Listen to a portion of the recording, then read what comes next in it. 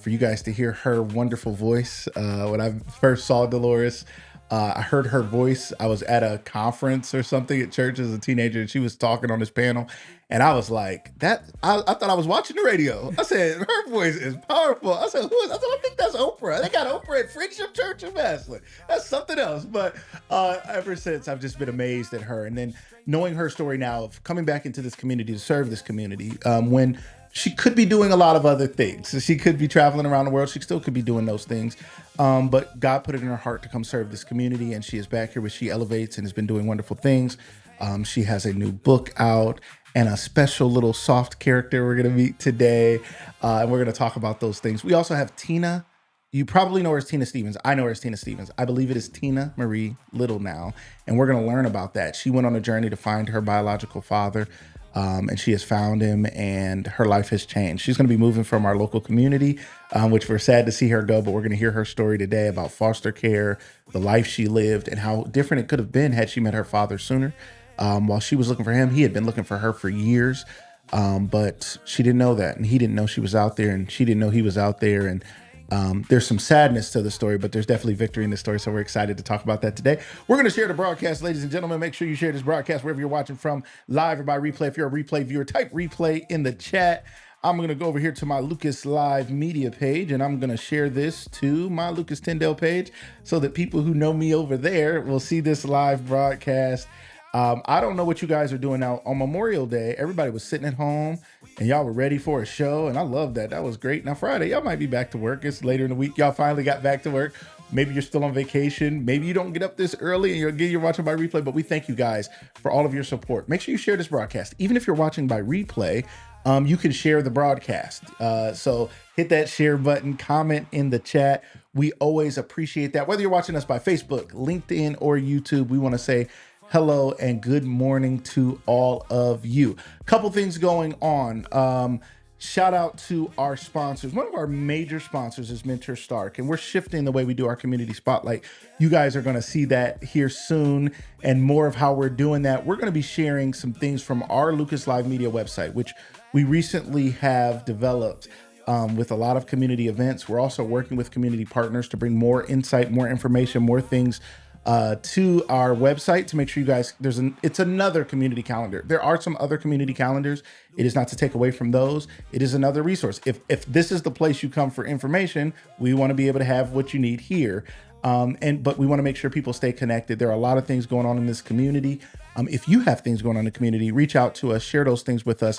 We even have a link to our calendar where you can share some things so it can come straight into the calendar. We want to invite people on for those things. Good morning. Good morning. Shantae, thank you for saying hello in the chat. Welcome, welcome, welcome. We appreciate that. We appreciate your engagement. We appreciate you watching the show and always tuning in. We really appreciate it.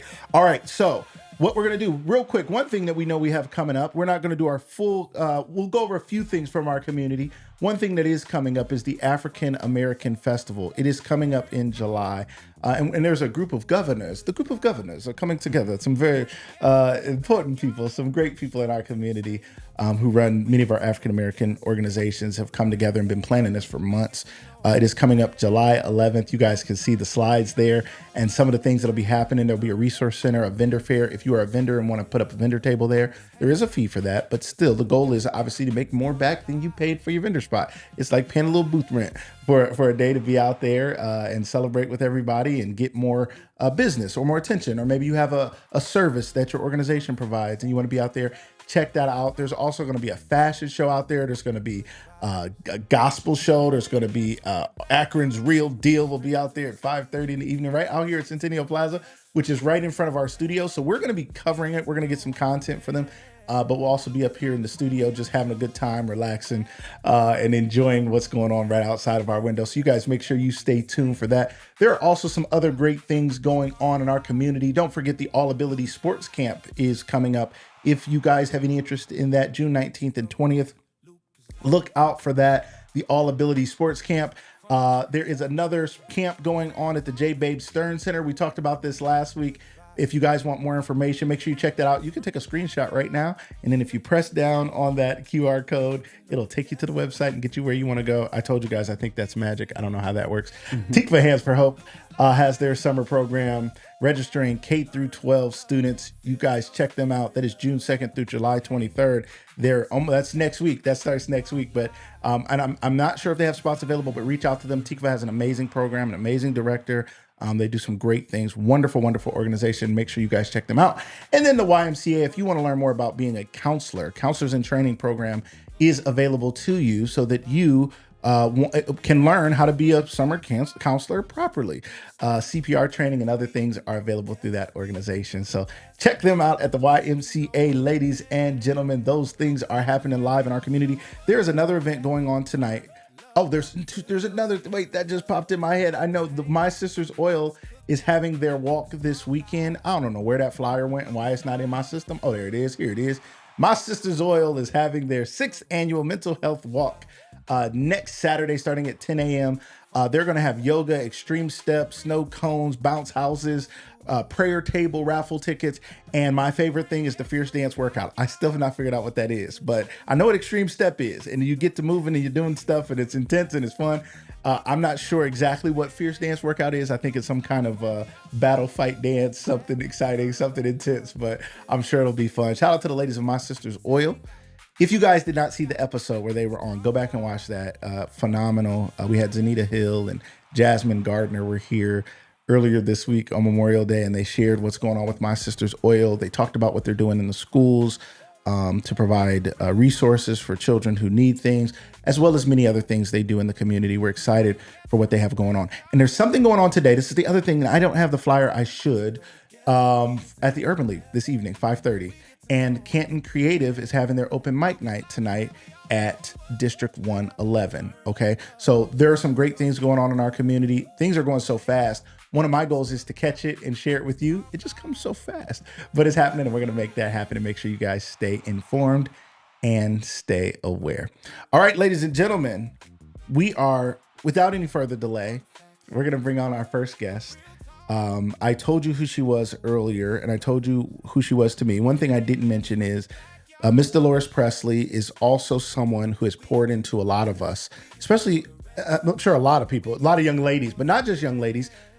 Myself, Lester Sanders, we always talk about this, and Lester probably said it on the show, and he was on the show this week, that DeLores, spoke into him and talked to him about, taking it and making a career out of being a speaker and some of the things he was doing. And it was the spark that got him going in so many things that he's doing.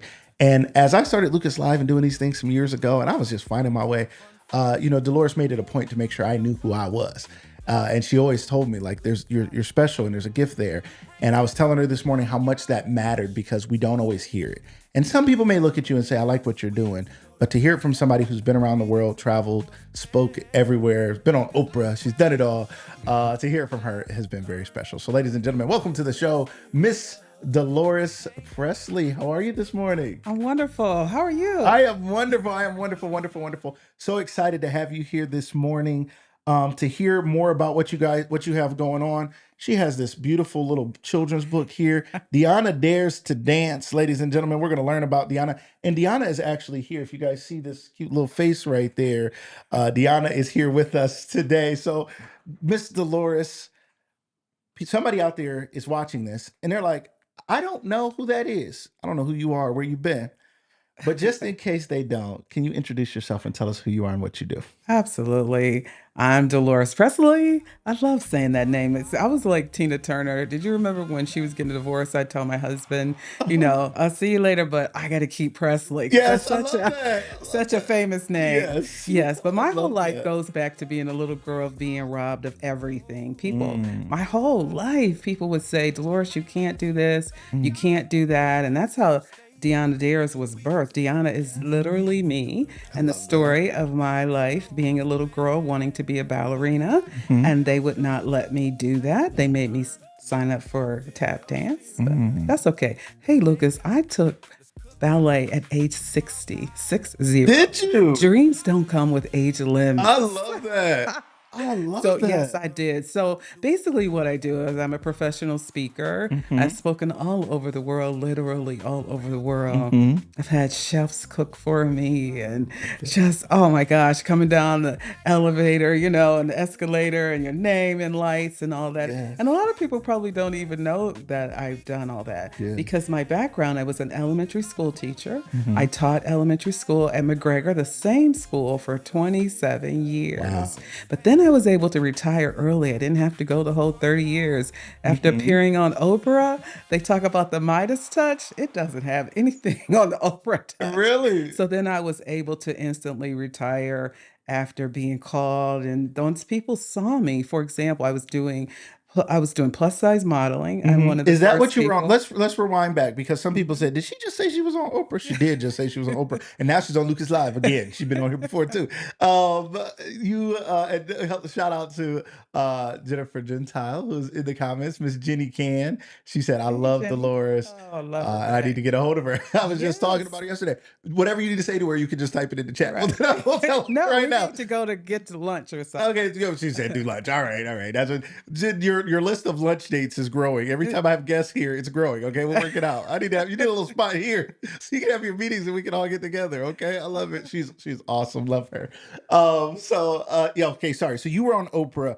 Why were you on Oprah? What got you there? Well, I really thought I was going there to talk about No Child Left Behind laws, Hmm. but it wasn't that. They surprised me with Oprah's favorite things. Wow. And so God is so amazing. I'm Yes. telling you, because there were seven of us speakers.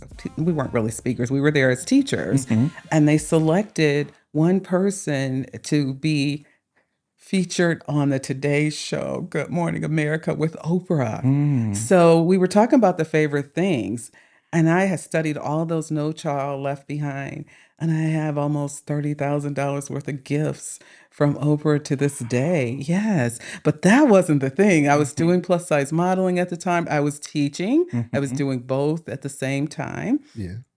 But being able to be on Oprah changed my life. Mm. And when they didn't let me be that ballerina, that changed the trajectory of my life. So I've always said no one can tell me what I can and cannot do. Love And that. in modeling, so I was doing this plus size event for plus size women. I Hmm. couldn't find a sponsor. That night, after being on Oprah, the sponsors called me and gave me a $25,000 sponsorship that night after the Wow. show. So I see. I gotta get that Oprah impact. All right, if you come on this show, you get a $25,000 sponsorship.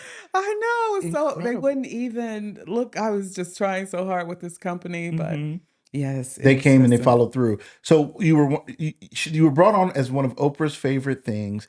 You got to interview on the Oprah Winfrey Show, the Oprah Winfrey Show. Like yes, now, she still does some things. She does her podcast. She does some other things. You were on the Oprah Winfrey Show, yes, yes. It right? was a show for teachers. Yes. And again, it was crazy laws about No Child Left Behind because we Hmm. know children have been left behind. Yes. I won't even go there. But Yes. anyway, I didn't really talk about that. It was a Yeah. surprise. And I got to bring my best friend with me because she was a teacher and they said I could bring someone, Marisa Patterson, and she got all those gifts. She still owes me. Matter of fact, I introduced her son to Michael Jackson.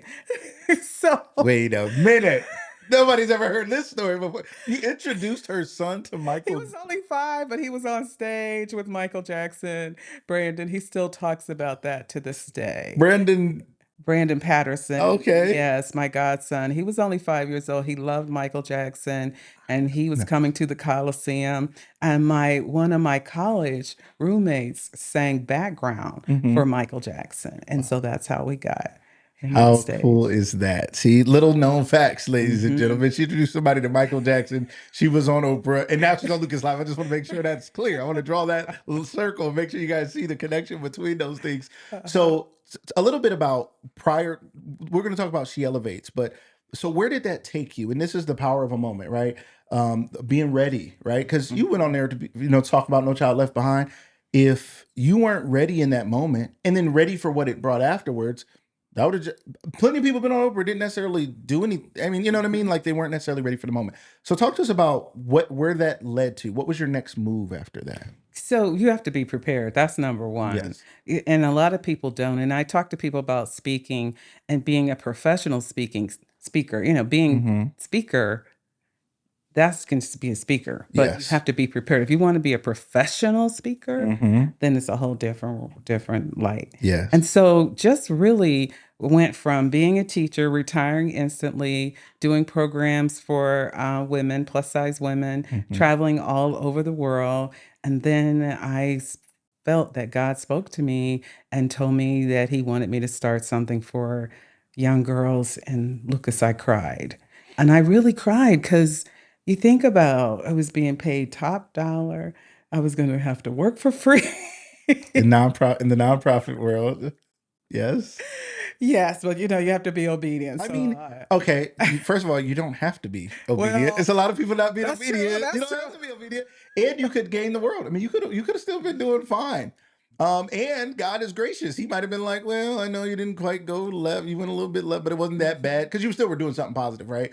But Right. talk to us about that voice of God for you. Like a lot of people, one, don't know when they hear it. Hmm. Number two, when they hear something they don't want, it's the devil. It got to be the devil. There's no way God is telling me to walk away from all of this, a lot of money, a lot of success, prestige, meeting all these famous people, to come back to a city that you've already served in for all those years as a teacher. You've already certainly Hmm. done a lot, and come back and start something from the ground up and build something in the nonprofit world and just change your whole life. So, how did you navigate knowing it was God and then accepting it was God and then moving on what God told you to do? What was After that like? crying? After you wiped all the tears away, right? How did that process go? Well, I had to reach out to other people. I think Mm. that being a success, you can't be a success overnight by yourself. You Yes. know, success overnight is like 20 years of Yes, right. being that. So I really Yes. reached out to people and I shared my vision with them and I asked them to come along and help. And some of those people are still with me with She Elevates. Mm. So that's what I did first is just get out there and share the vision. You have to be careful who you share things with because sometimes people will take your ideas Mm. and try to do them themselves. No one can do what you're What God doing. has given you. You're right. I No, think, no, yeah. but they try. Yeah. Yeah. Sure. So, yes. Right. So I'm very careful about that. Yes. But then just taking action, just talking. You know, I have this thing called DCAP: decide, empower, commit, act, follow through. So Mm. I really followed that while I was getting She Elevates together, had one of the first plus size modeling agencies in the Oh, country. Yeah. And I mean, Canton, Ohio is not quite the fashion capital of the world. I was one of I the thought. Okay, you're right. You're right. it's a It's a football. football Yeah, capital, but yeah, it's not yeah. the fashion capital. No, it's Wrong capital. not. I was one of the I was the first Mhm. plus size model in the Football Hall of Fame fashion show. Wow. And believe me, I had to do a lot of work to make that happen Yes. because at that time people just it was a world of Twiggy, Reed Thin people Hmm. and people were even when I would walk up to women and say, "I love you're beautiful. You could be a model." They'd be like, "Oh, no way." Mm. So I had to help condition the mind. And I have things people call them affirmations. Hmm. I call them faithamations. So Mm. where I use my faith to affirm something. And I would, even before I was on Oprah, I would say, I am on the Oprah. Not I will be on Oprah, because that's not how I affirm things. I say I am right in the present, regardless of if it has happened. I'd be on stage telling people I was on Oprah. People were like, "Oh, when were you on?" Oh, I'm like, "Well, no, you know, I affirm it. I use my faith. I will be on." People laughed at me when I said that. So before you were ever on Oprah, you were saying you were on Oprah. I saw it. I saw it with my red jacket, a black skirt, high heels. I saw it almost every day, and I affirmed it. Amazing. Yes. I think that's a special thing, and I think, like you said, a lot of people call them affirmations. You call them faithamations. Um, and I always think about the gap between affirmations, faithamations, and preparation. Because some people are saying, I am all this stuff, and they are not even prepared for if the thing happened. And so, and sometimes the reason people aren't ready is because they don't really believe enough in themselves. And you talk a lot about confidence. And there's a crisis in confidence, I think, and especially in young ladies. So talk to us a little bit about your perspective on confidence and what you're doing about it to help build it in young ladies. Yes, our girls are bombarded with so many negative things Yeah. going on, and their confidence is very, very low. That's one gift that God gave me is Yeah. to help women and girls be confident. And I was doing some research, and like 17% of girls, they just don't even think about being confident. And I was Mm. sharing with you, because this is another thing, girls don't want to be leaders Yeah. because people call them bossy. And Hmm. I shared about my cousin. Yeah, he hopefully he's listening, You but called him out now. You gonna call him out by name? We know him. yes, Jamie Howell, my Shout little out to Jamie. cousin, my whole family call me bossy, but really I wasn't bossy. Mhm. I was a leader. Yeah. But you never hear anyone say that boys are I haven't, but anyway, Rarely. You yes. don't. I would even say you're right. Like bossy, sassy, all these words are Hmm. reserved for young girls who are, or women who are, what, like you say, are leaders. Now, are there bossy people? Yeah, there's bossy men, there's bossy women. When we, in the sense of unnecessarily and overly controlling, right? Yes. Sure, that's a thing. But when a young girl is growing into a leader and showing her leadership ability, it's like, stop being bossy. Yes. And we teach girls to be bosses actually in She I Elevates love that. Academy, but we teach them it's bringing others success and significance. It's Mm, not, just how making cute. people being like, I'm the boss. No, we don't teach them Hmm. that. And Love that. I love what I do. Yes. I am so grateful to God for what I do. It's a lot of work. Nonprofits, that I believe if someone had told me what really is involved with a You'd have nonprofit, prayed to the I would have been like, Lord. Lord, you really are talking to Stop me. Come playing. on Stop now. playing. God, you know what? Right. It's very hard. Yeah. Raising funds and So all I of and that. I think that's an important conversation because so many people say, I just want to start a nonprofit. I'm gonna start a nonprofit. I'm gonna start a nonprofit. And like I have a good idea and I'm gonna start a nonprofit and all power to them. But it's not easy, right? And I think you're one of the most transparent people about it. Like, this is a challenging world. And you have the context of one, working in a school system. There's a system you get paid, and then they save some of the money, pay you through the summer, whatever that is, and then you go out and you travel and you speak, and there could be some really good checks for like I just talked for an hour, and Right. I cannot believe if you say what I made for an hour, that is crazy, Yes. right? I've lived that life. You be like, oh, I make more than a lawyer. I make more than anybody. I make, that dollar per hour is insane. And then to come back and be called back to do that, you're saying the nonprofit world is a challenge because how do you get funding, right? For you and then for others, kind of what does that look Hmm. like? Well, a lot of foundations are out there, but again, you Mhm. have to apply for that. Yeah. And a lot of people are going after the same funds Yeah. from foundations. You have your private donors. You can have events, which we are having October 8th, Hmm. our gala where we honor amazing women. Right. That so you can just do different events like that. Hmm. But again, it doesn't just come automatically. I Yeah. mean, I started it with my own funds. Hmm. We have a beautiful office at the One Center. I Yes. went home and told my husband we need to pay the rent because Hmm. the It's nonprofit not necessarily gonna be able to do it, so we can't lean on it. it can do it now, but it couldn't Yes. do it back Okay, then. right. But really strategically sit down and plan. That's what a lot of people, they have all these grandiose ideas, but they haven't made the decision. They haven't empowered themselves, doing research. They haven't Preach. committed to it. They haven't done the act. I'm going with the decaf, the focus and follow through. You have to Yeah. do all of that. And if you don't, you won't be as successful as you could be. I appreciate you saying that. I think people need to hear that as we think about She Elevates. For people out there who have an outside perspective of She Elevates, Mhm. they know you, they see young girls, they're like, oh, there's something good going on. I saw some girls in a pink graduation gown. I don't know necessarily the age group, I don't necessarily know the purpose, and I don't know actually what that looks like. Talk to us about what does She Elevates for somebody who has no idea. What does She Elevates do, and what does it look like inside out? Yes, it's a nonprofit that we Mhm. teach girls to be confident leaders, Mhm. entrepreneurs, and CEOs. We work with girls from ages 8 to 15. We have a lot of programs. Our Stellar program, which is the She Elevates Academy, it is coming up real soon, July 13th through the 17th. And then we have graduation on the 18th. We also have She Elevates Life. This program, the superintendent of Kansas City Schools came to me and said, we need help with girls. So Adrian Shavers, who is our president of the board, her daughter, put together a whole curriculum Mm. about life. So it includes conflict resolution, finances. It's really teaching girls about life. Yeah. Uncle Larry works with us. His name is Larry Tolson. The girls call him Uncle Uncle Larry Larry, I love because he's that. on our executive board and our council. But he teaches them about how to have relationships. I mean, with girl, boy, whatever relationships, with Mhm. fighting, all of that. So that program is really, really a deep program. We only take 10 girls at a time.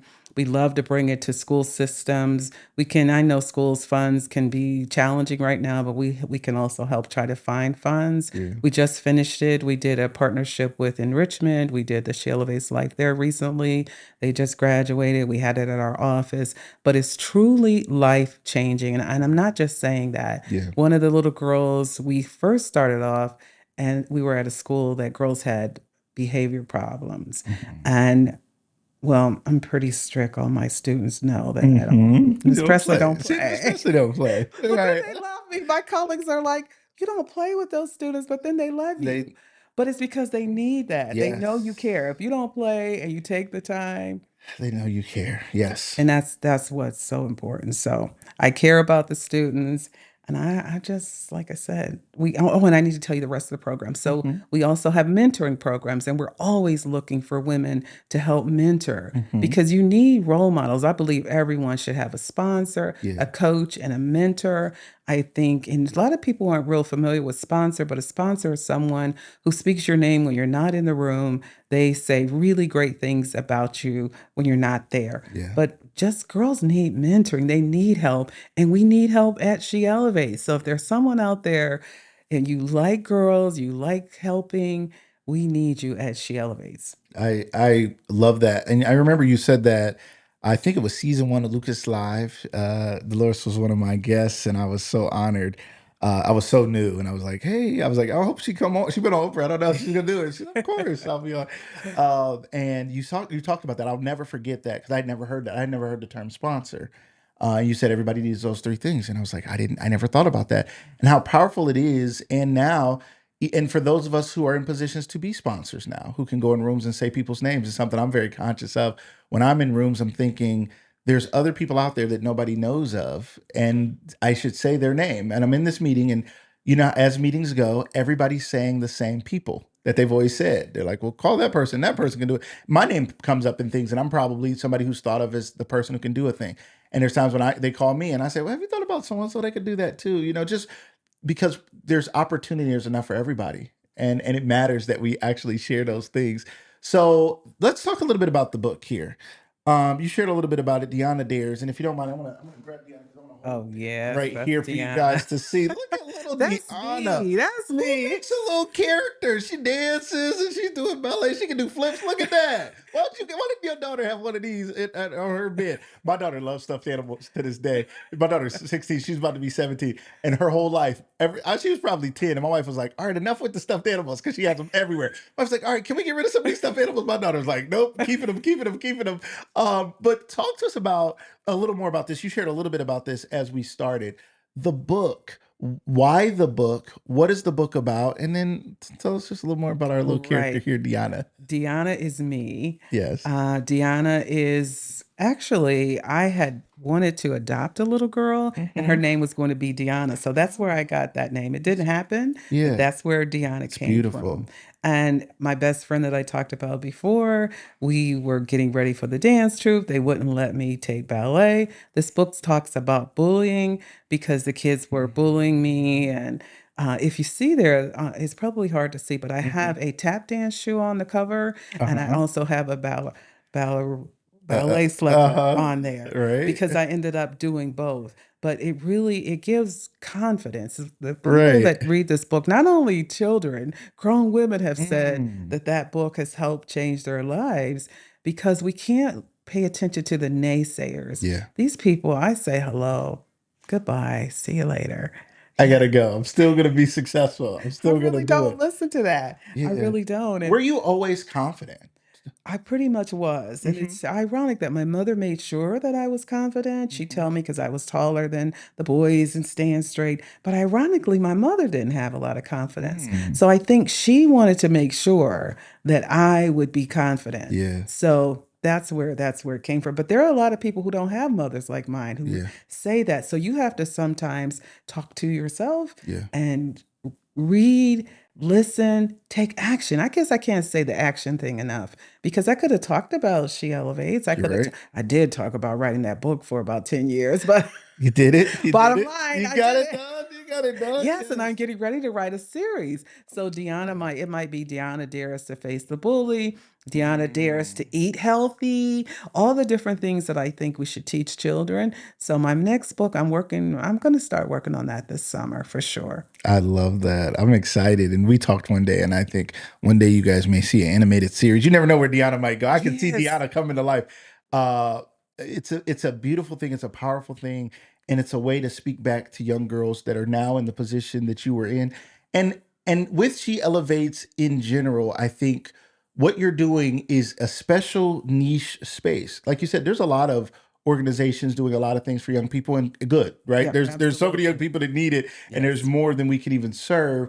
But to really step into that space of confidence, because we live in a world of a lot of fake confidence, false Mhm. bravado, men, women, boys, girls, women. There's a lot of women are a minority. Just being a woman is a minority. Then you have young black girls who are a minority in a minority who haven't seen themselves on the cover of a lot of children's books and other things like that. So when you think about representation, what comes to mind for you? Oprah was a great was incredible representation, I would say, to see someone so elegant and so well spoken and not a stereotype in any way. And she wasn't acting, she was being herself.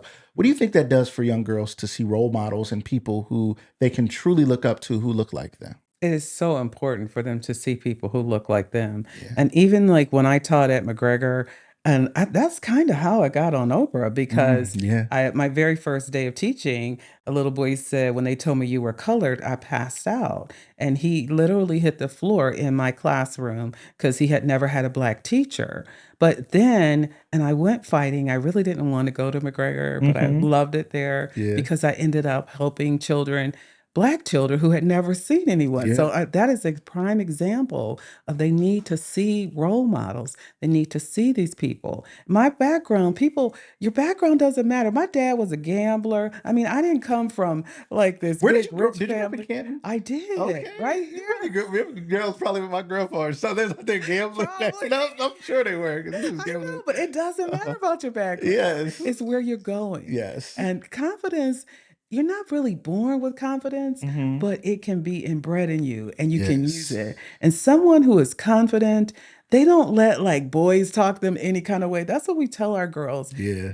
Confidence is the key, I'm telling you. It And that's what is. we do as Shell Base. And of course, much more, but those are the main things is teaching them confidence, showing them how to be entrepreneurs. Some of our girls made what I'm wearing I love today, that. the little entrepreneurs in them. Yes. So yeah, I'm here to help and I'm not going to stop anytime soon. I love that. Now, somebody out here, Miss Rachel Pettis says she needs to get involved. So somebody else out there may want to get involved, may want to support and or get a young person involved in your program. How can people find out more information? They can go to sheelevates.org. Matter of Mhm. fact, we have a new website coming out real soon. Love I that. think yeah, about a week from now. But anyway, Hmm. go to the one now, sheelevates.org. Right there, you can find out if you want to volunteer, if you want to give, any of that, sheelevates.org. I love it. SheElevates.org.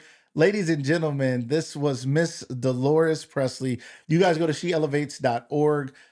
If you have a young lady, whether she's confident or not, getting involved in these programs could be life changing. And when we worry about our young girls, when it comes to boys, when it comes to jobs, when it comes to safety, confidence is everything. And sometimes, and it does take a village because sometimes the same thing we're speaking into our daughters, somebody else saying it and going through an actual program to build it could be the thing that changes their life forever. So thank you so much for the work that you're doing. Thank you for coming off the road and Uh, blessing our community and staying here in all these years. If God calls you to get back out there and start traveling and training, some of y'all better step up and run this organization. Somebody will figure it out. We'll that's keep it right. That's going. We'll right. keep it I going. still speak. So if people want me to Okay. I love call that. me, I can do that as well. Okay, great. and keep that in mind. I think that's important to know as well, because sometimes people say, well, she used to, I don't want to bother her. You're still open to doing that. You I still do am. that. People, it's funny, Lucas, because people wouldn't call me because they said they can't afford me. Believe it or not, I am affordable. Yeah. Okay. And I Yeah. I don't even charge churches because God Wow. has been so I speak for women's days and things like that, and I don't charge. That's But I amazing. do charge sometimes. She will charge But not sometimes. churches. All you churches, call her. She'll be there next week. She'll be there every Sunday from now on. But no, it did bless her a little bit. Bless her with something. Thank you so much for coming on the Thank you, show today. Lucas. Thank you, thank you, thank you. Ladies and gentlemen, that was Miss DeLores Pressley. We're gonna swap out our people. Watch this quick commercial break. We'll be right back. Don't go anywhere. Watch this real quick. We're gonna hear from our girl Jessica Danielle of Jessica Danielle Nails, one of our great sponsors here. We always want to be grateful to our sponsors. We have Sarda, we have Jessica Danielle Nails, we have some new people coming on. We're gonna officially roll into our advertising starting next week. I'm excited to have people who are advertising with us, and we always want to show them love because they show us love. Check out this quick commercial. We'll be right back.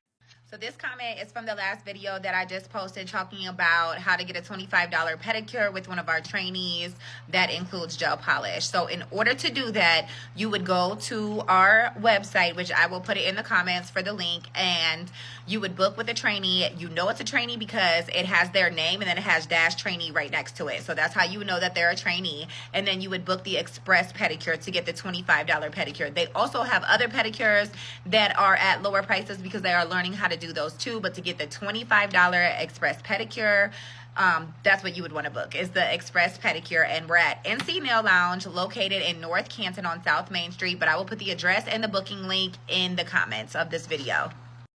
So this comment is from the last video that I just posted talking about how to get a $25 pedicure with one of It's definitely a humbling experience, definitely a bit of a rude awakening. Last year, having no experience in pest control, having no experience really running a business. I've done some little things here and there online, some landscaping stuff, but nothing like at this scale where I have employees that are older than me and they have families and, you know, all that stuff. So definitely a humbling experience. Like I said, I made a ton of mistakes. I think last year was a year of mistakes and just learning and figuring out what works, what doesn't work, what to do, what not to do. And this year is more of execution and knowing, okay, definitely don't do that, definitely do that, and making a lot less mistakes. So it's been an interesting process, but I feel like I'm in the better part of the experience. So whatever it is that you're afraid of doing, whatever it is you're afraid of opening, whatever business you're afraid of stepping out and do, you know what I mean? Like whatever it is that's got your creative wheels going. Yeah. You're living in the fear.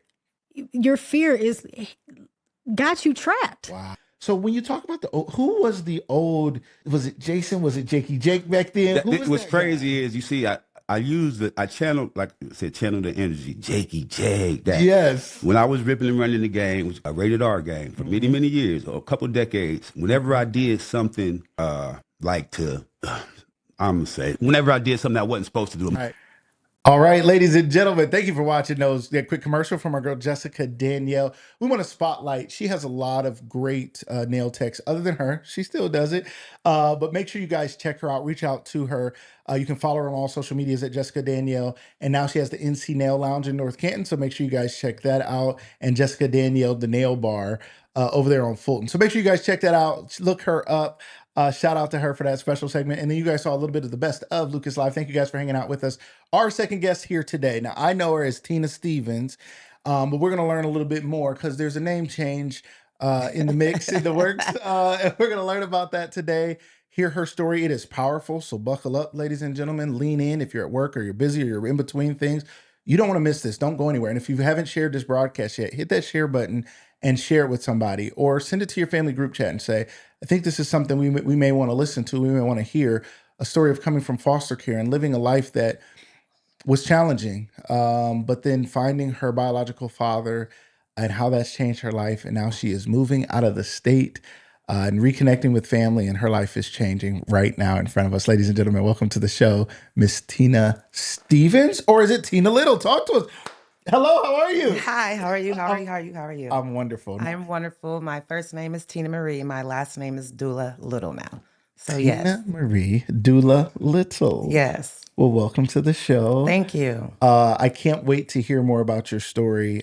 We've known each other for I mean, how old is Sinai? 21. She's 21, so it's been a long time. All right, now she's known my wife longer. Right, they've been about 30 years, but it's been a long time. She went to the daycare. You pull that mic a little closer. I want to make sure they can hear you. Okay, I should have set you up a little better.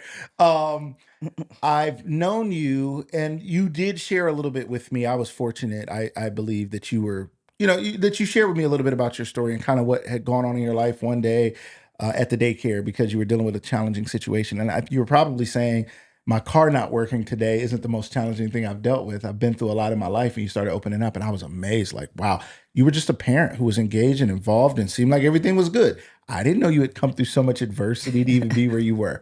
So tell people a little bit about your background and kind of how your childhood was, and just open up wherever you feel safe. Okay. Many of you may know me as Tina Stevens. I'm currently now 41. I grew up in foster care. By age 15, I was placed about 18 different times.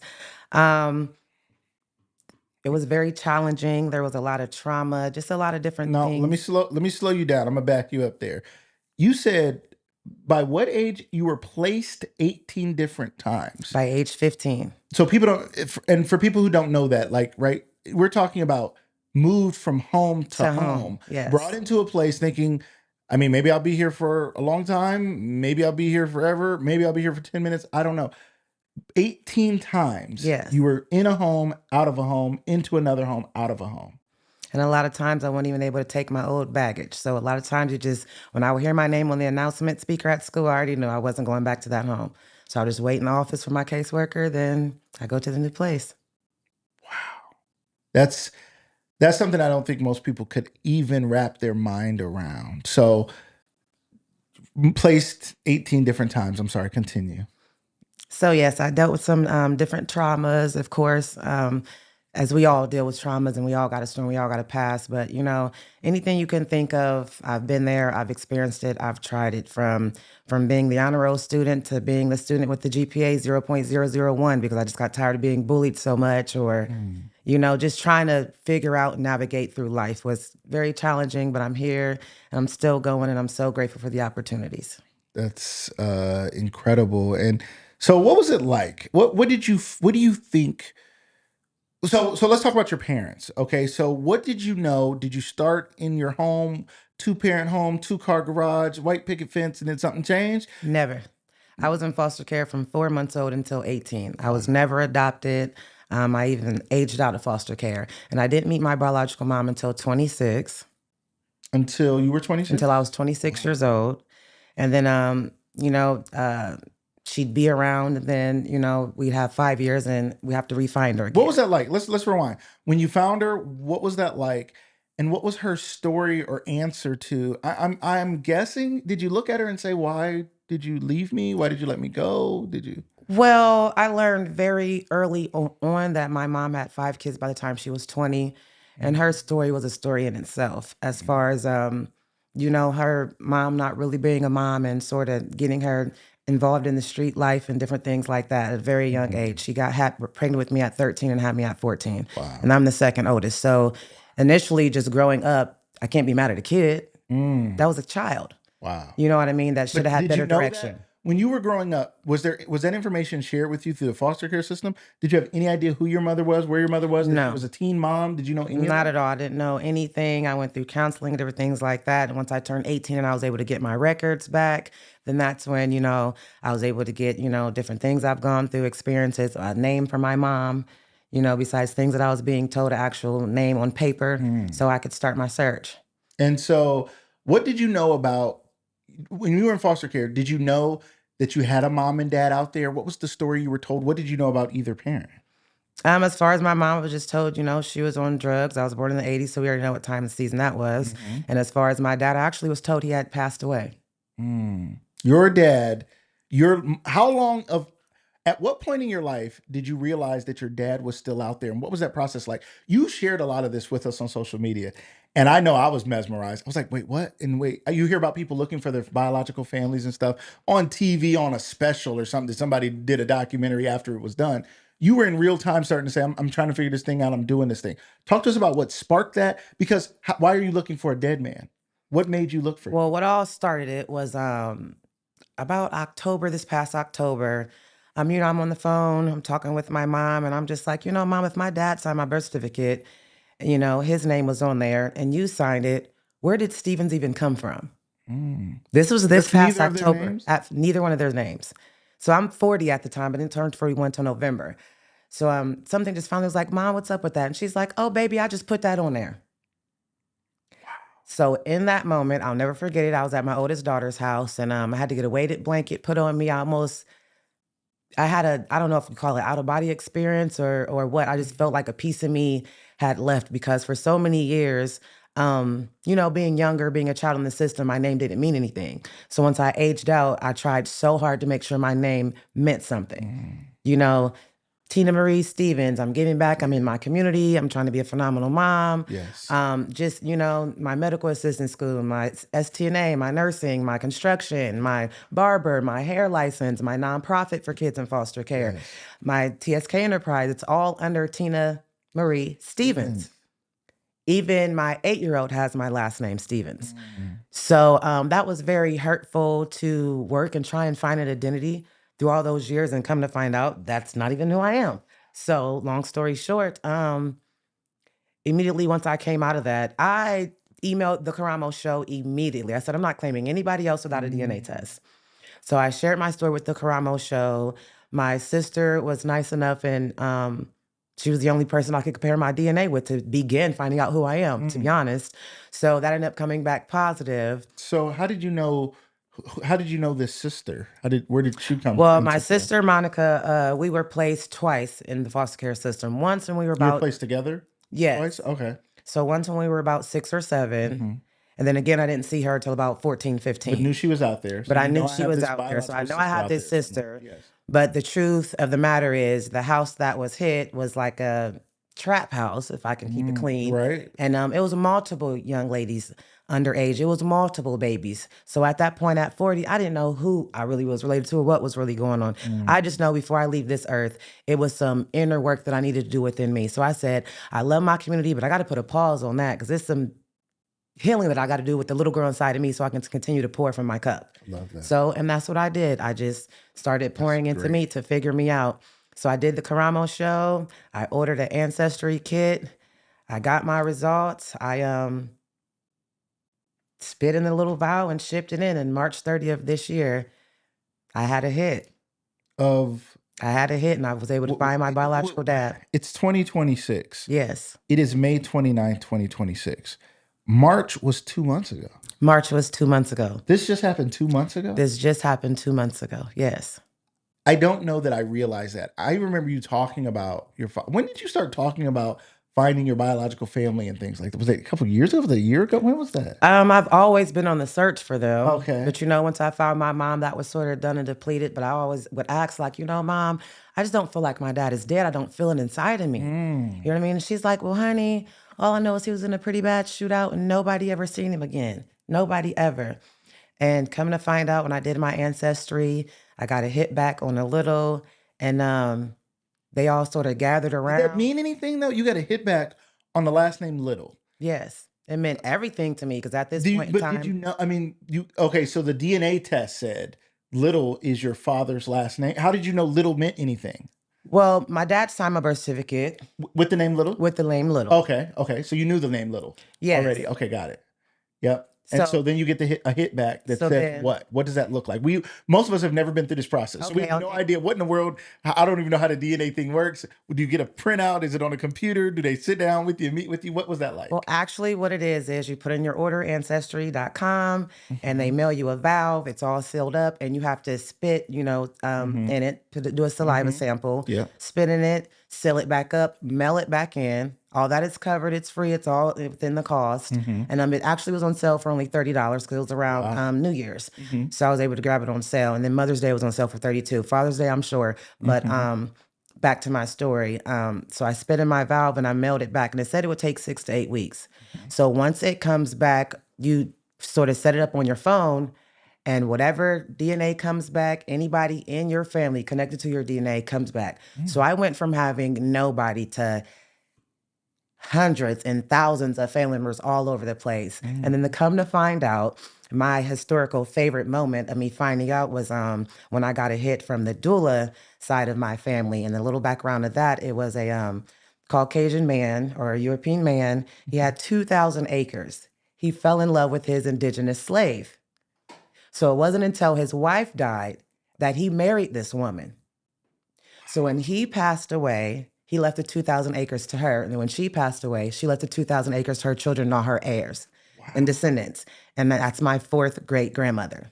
Wow.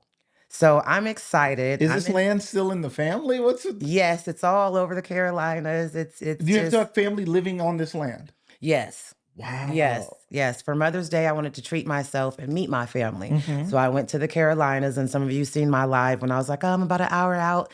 You know, I was a nervous wreck. I had to pull over. I was having a panic attack. I was just so excited. It was like a lot of emotions to be told someone is deceased and they're not. Yeah. So you don't know how they're going to take you, how they're going to perceive you. Had you talked on the phone? What was that like? So you find out your dad is still alive a couple months ago. Yes. What do you do? What was your next move? I got to call him. I got to call the police. I got to call a detective. What do you do? Did you talk to him? Did you get a hold of him? To be honest, he was a little bit in shock. So they pretty much went out. They're very Southern. So all the family sort of went to one house and did the big call. So you just hear people crying and screaming in the background like, they finally, Mama's prayer's been answered. Mama's prayer's been answered. She's alive. She's here. Because my dad never stopped looking for me. He was looking for TinaMarie Little all these years. So, you know, even though he's from the Carolinas, every time he would come back to Ohio, he's looking. And so you're living in foster care. Yes. You're going through 18 homes in a short amount of time. Yes. You are being rejected, not accepted. And meanwhile, your father was looking for you. Yes. Wow. Yes. What was that realization like? Because you've been through a lot of trauma, probably more than I don't know if you've ever shared with anyone. You've been through a lot, probably felt abandoned, disconnected, no family. What was that moment like to find out that he was was it joyful or was it hurtful to think, well, why God, why would I go through all that if all I had to do was be connected with somebody who was looking for me, like, and it was my dad. Like, what was that feeling that you had when you? It was like a split of emotions. I was so elated and so happy and so fulfilled, but in the same breath, you know, I was a little angry because I went through some traumatic stuff that I know for a fact, if they were present, I turned out great, but there's no telling with the proper support, the proper stability, the family, you know, how I could have turned out. So, you know, but it's okay. Broken crayons still color. That's my motto. Turning my pain into purpose. So it's okay. It can be a little piece of crayon, but if you put it on that paper, it's still gonna color. And that's me. And that's what I choose to go by. And if I could do it all over again, I'll have it the same exact way, because what is life? What is growth without mud? You know, what is it without the water, the mud, the seed? So, you know, some negative seeds were planted that I was able to navigate and grow and learn through. And I feel like, you know, I used to be so ashamed of my story, but it matters now. It's so many kids that are broken. It's so many kids that are hurt. It's so many kids that just honestly need a hug or need somebody to clap for them. And I used to be that kid. I had honor roll and I would look in the stands and nobody would be there. So I started, you know, before anybody else hurts me, I'm going to self-sabotage myself. I'm going to hurt myself because ain't no pain, no other pain is going to be able to hurt me. So, you know, it takes a lot to grow out of that. And I'm still learning and I'm still growing through that. But it was a lot of mixed emotions. But overall, I'm grateful because some children go through the system and they never find a parent. So, you know, I encourage you guys, do Ancestry.com. Okay. You know. I think I as you were saying it, I was like, there's a lot of family history that we're missing that we could get connected to. And I think there's a lot of stuff too that I think some of us would maybe be afraid of. I think it's like there's family secrets, there's things that went on, there's maybe even abuse, you know, that something happened and somebody's a child of victimization or something like that, that I think there's a lot of things out there, but I think it's such a powerful thing to realize someone like yourself is like, I just need to know. I don't know who I am or where I'm from or what this is. And to find it means so much. Shout out to everybody in the comments. We see you guys. Hello, everybody. Rachel, thank you for being here on the whole show. We thank you, Shahidra. We see you. Zach, Henry Zachary, Thank you, Shout China. out. You guys had you had your celebration there at special occasions. occasions. Yes. Last week, your going away party. Shout out to LaMonica. Chasing Hope House is standing in the gap in this exact space, helping young ladies who are could just age out of foster care, could never have that home, and they're building a home right now and more homes for those young ladies to come into and feel at home and get jobs and live a normal life and go to prom. Shout out to you guys at Chasing Hope House. Sierra Smith, thank you so much for being here. People are praying for you. People are moved. Thank you. People are here in China. Hey, how Thank you, are everybody. you? What's up? Thank you for being here. Hey, Zanita. Zanita, what's Everybody. up? Thank you for your love. That's the Zanita heart, in case you guys don't know. If you have this emoji in your phone, that is the Zanita heart. You need to mark it and put a Z on it. That is the special Zanita heart. Hey, Rachel. Rachel, thank you again. So you guys stay in the comments, keep chatting. If you've shared this broadcast already, you can share it again. Somebody else might see it. Or tag somebody on Facebook. You can say at Lucas Tyndale, wake up and watch this, or hey, you don't want to miss this, and at least it'll notify them. And when they come back to their notifications, it'll pop up for them. So if you think of my hair someone, is crazy. Y'all could have told me that on the screen. we don't have to just turn around. It's okay. So anybody can see the back of your head. Turn toward me. Okay. She was in here doing a whole hair thing this morning. She ran down to the beauty spot. This whole thing is going to be a sponsorship. So Tina, you find your dad, you find out he's still alive, you find out there's family, you make this call, the whole family gathers in the South and they're telling him that you exist. And then on Mother's Day, you go down there. Yes. Okay, talk to us about what that's like. Walk us through the story. You walk into a house, who do you meet? What is the first moment meeting your dad? Who else is around?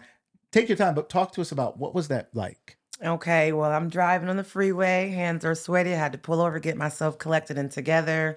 And I just pull up, but it's so crazy because the street that my grandfather lives on, I got a grandfather, y'all. Wow. He's still alive. He's 84, and my dad actually stays with him. So I pull up. I don't say anything, and he's getting flowers out the car.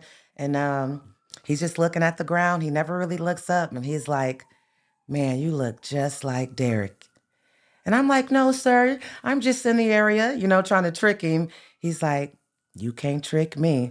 Plus, you got those boots on and that hat. What is it with your cowboy?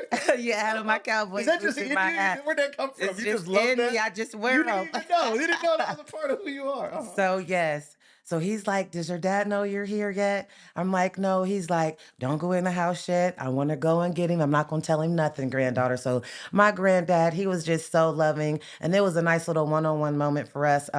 It was important to me to make it because when I was having my phone conversations, he's like, I hope God keeps me blessed to be able to meet you and see you. You can't tell somebody like that. Tell someone like me that, because I show up and I show up for the community. Do. So I'm like, you know what? Everybody knows their own body. And I'm not in my granddad's body, but you just never know. The excitement alone of finding me could cause, their heart attack or anything. God forbid, but who knows? Yeah. So I got on that road and I went, and it was nothing but love. He was able to sit on his porch and wave his hand. He said, hey, my oldest grandchild is here. And all of a sudden you hear these screen doors open and everybody's coming out. He's like, this is cousin this, that's cousin that. And you know me. You know us. As far as Black people, we claiming everybody. So I said, well, granddad, keep it real. Is this one of those things? Or is this? No, he was like, these are some of my siblings' kids and cousins and stuff like that. So, real family. Real you wanted to know, because family. you're like, I'm looking for my family. My family. This might be the neighbor who you cool with. You saying this Right. is cousin so you're like, that's fine, but I need to know who's real. And he's saying, no, these are real families. And he lives on this little dirt road, and you could tell it's, land or whatever. And like all the families, he still lives in the house that his parents built. So it was just so amazing. I know where my endurance come from, my strength, my resilience. What did they say? So what were they talking about? You're a track athlete. You did a lot of things. You have a lot of internal strength. You're out there for the community. You are this person. So what did you learn about some of those traits that just seems like who you are? I would say like Tina gonna show up for people. Like TinaMarie, she gonna be around. She gonna show up for you. If she missed the thing, when she see you, she hugging you. She's bringing you flowers. She's bringing you love. Like you don't play about showing people love. So anyway, some of those things you learned came from somewhere. What do you mean? My granddad is a pastor. My dad, no matter where we went, whether it's a grocery store, whatever, everybody knew him. And he was clearly speaking to me because everybody's like, I heard so much about you. I can't believe that you're here and this is real. And my dad was just so excited. Every time I would talk to him, he's like making fish or something. And he's like, what do you want? You can have anything you want. And I'm like, you know what? I just want some of your fish. So when I finally meet my dad and we embrace each other, he dips off in the house and he comes out with a Walmart bag. It's rolled up. He unrolls it. It's a whole fish. He get the scale in it. Scales are flying everywhere. It's so Southern. And he's like, my baby wanted fish, but I'm making you fish, real fish, Tina. So I'm Southern. used to fish in the Walmart bag, you know? You're like, this is real fish. It's real right. fish. It's got all the bones in it. Yes, and he cut it, and the little mouth was like, and the eyes, and he took the guts out, and he fried it up. It was the best fish I had. It was good. It was great, and I loved it. Everyone embraced me, and it's nothing like looking for somebody, but it's even better when they were looking or at least praying for you and keeping you covered. And to touch back on my grandfather, my grandmother passed away in 2007, and my dad is the oldest son, the oldest child. They have 4 kids together. And now he would tell them, I got kids in Ohio, and they would like sort of tease him. And my grandma would pull out that belt and don't you talk about my son. If he say he got kids, he got them. So every time it was time to pray, church, she was praying, Lord, wherever those kids are, keep them covered, keep them this. And it's just like, wow. So when I went, it was just so amazing. I had people in Taylorsville, Jacksonville, Fayetteville, just Charlotte, just all over the place. And they just embraced me as if I never missed a beat. Have you ever in your life, being through all you've gone through, felt that much love? No. And like I told somebody, I said, I can finally excel. I mean, I don't feel like I'm surviving anymore. I'm just now starting to live. So, I don't mean to get emotional, guys, but I'm just grateful. I'm grateful because some kids, the system can really break you. Yeah. You know, a lot of people don't know that. I think that's important. It can really break you. You know what I mean? And the system is complicated. It is a system that is trying to process children whose parents, who it was their responsibility to raise the children, have failed to do so. Family has not figured out how to take the kids in. And now a system of government has tried to figure out how to take them, give them some help, some social workers, get them into houses, get them into a family.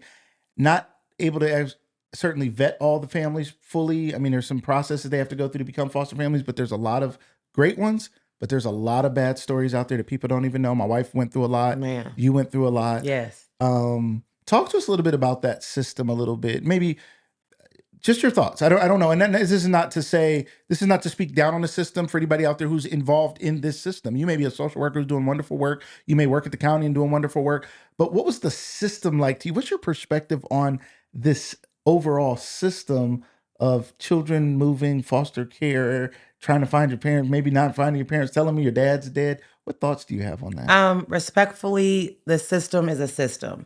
Now, I can't speak from everybody else's experience from the system, but as far as mine, I'm not sugarcoating anything. It was terrible.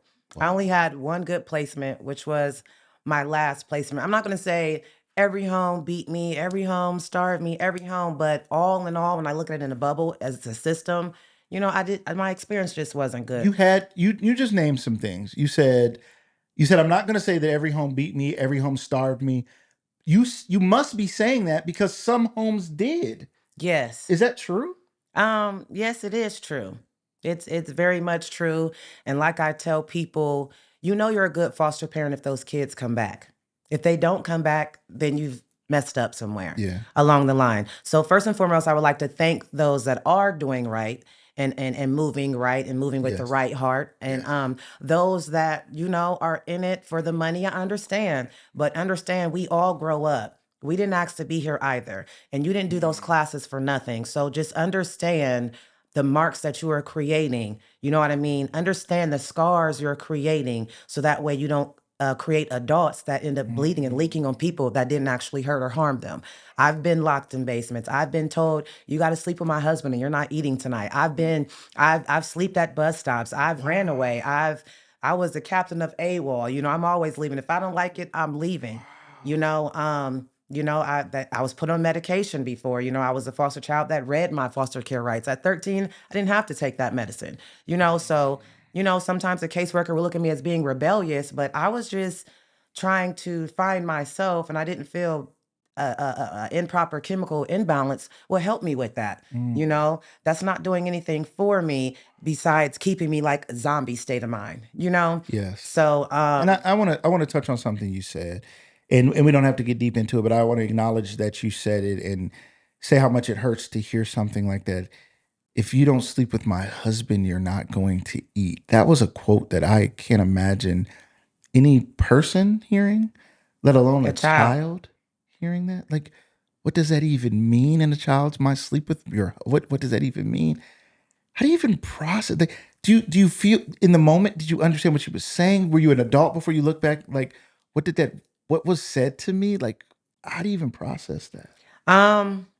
Being a child, I didn't understand it. Of course, I didn't like it. Of course, I wouldn't want to agree to that. But, you know, when you are placed in a situation you can't control, you're going to do what you need to do and eat, or you're going to run away, or you're going to starve. You know, it was one foster home. It was 4 foster kids in the room. And she would always throw one piece of bread in the room. And we would fight over that bread.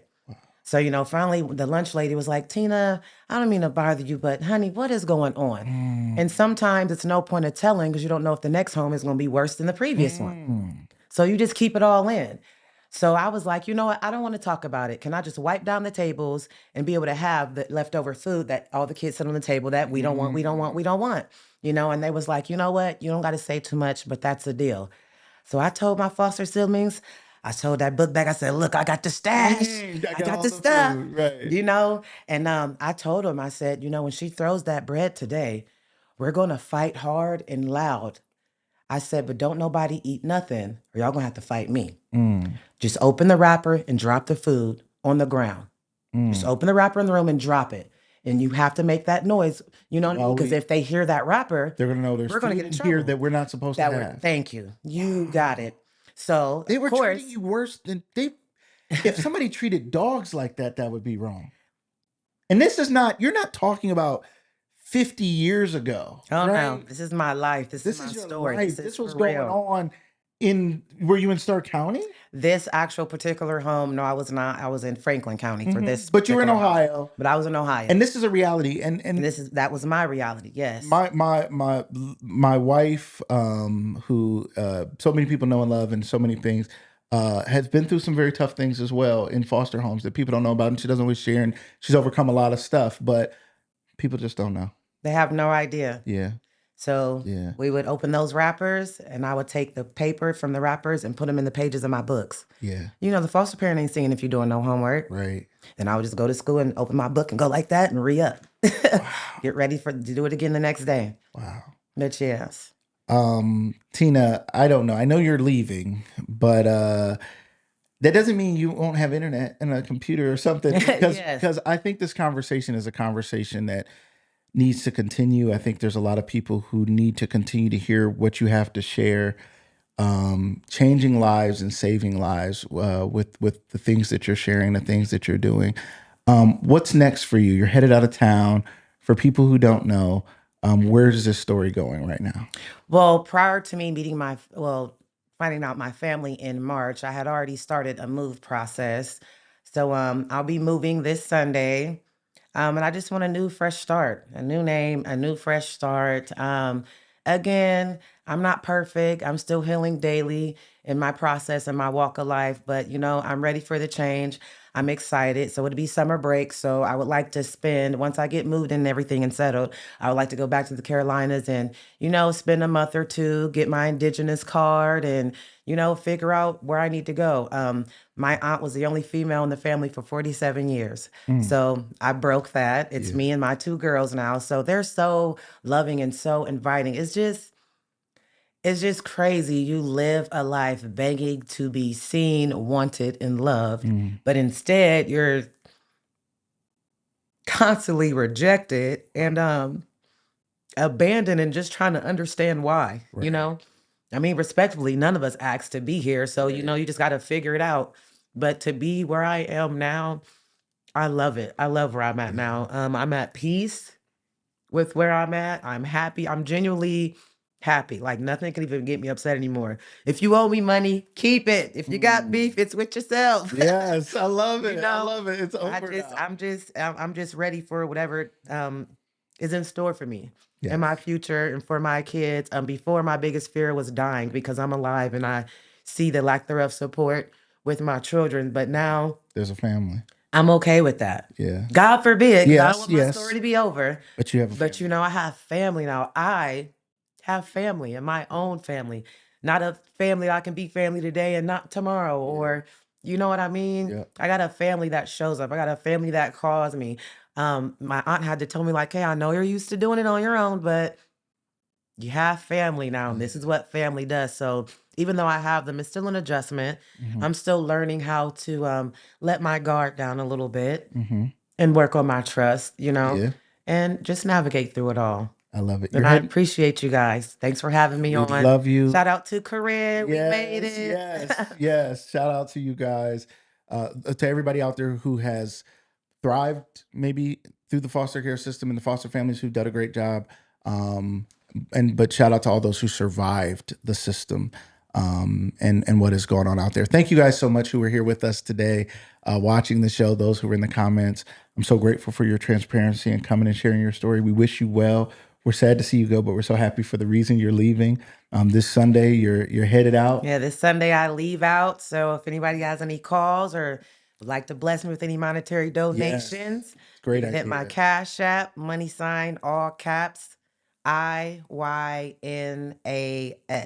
IYNAS, all capitals, $ IYNAS. If you want to bless her with something as she heads out of town, let's do that today. Thank you so much. And shout out to Tina the city. Marie Thanks for the city Little. and the homes that, you know, matter and that has embraced me and my family and took me in. Because like I said, all homes weren't bad. They could do some work, but you know, the families, my foster home might have not been the best home, but the families connected to that foster home, you know, was there and made it work. So I'm just grateful. Again, broken crayons still color. Everybody has a story. I'm just sharing mine and it's not done. And always remember, once you're 18 and you get out the system, you now have the control of the pen. You have the pen back. So take control. Go to college. Figure it out. I know you might be scared or fearful, but just try. What's the worst thing that could happen if you try? Yeah. So, Love it. you know, be great. TinaMarie Little, ladies and gentlemen. TinaMarie Little. You knew her as Tina Stevens. This is TinaMarie Little. We're going to keep following your journey. Keep us posted on social media. We'll Yes, be I watching. will. Ladies and gentlemen, that was another episode of Lucas Live. Thank you guys for your love and support. We'll be back with you guys on Monday. We're going to have clips coming out from this episode and every episode. Watch those clips, share those clips, support those who are supporting us, our advertisers and sponsors. We'll have some new ones coming on with us next week. Shout out to Mr. Stark for sponsoring our community spotlight as we continue to keep you guys up to date on what's going on with them. Shout out to NAMI Stark County, who is also a sponsor of that, who continues to support us and continues to support mental health in our area. Sarda, Jessica Danielle Nails, and new advertisers coming on next week who help us do this show. We can't do this without them. It's just not possible. So I'm so grateful for them. We are looking for other advertising partners. If you know a business or know someone who's interested, reach out to us. Thank you guys so much. We'll see you guys next time on the next episode of Lucas Live. Everybody have a great day. Blessings.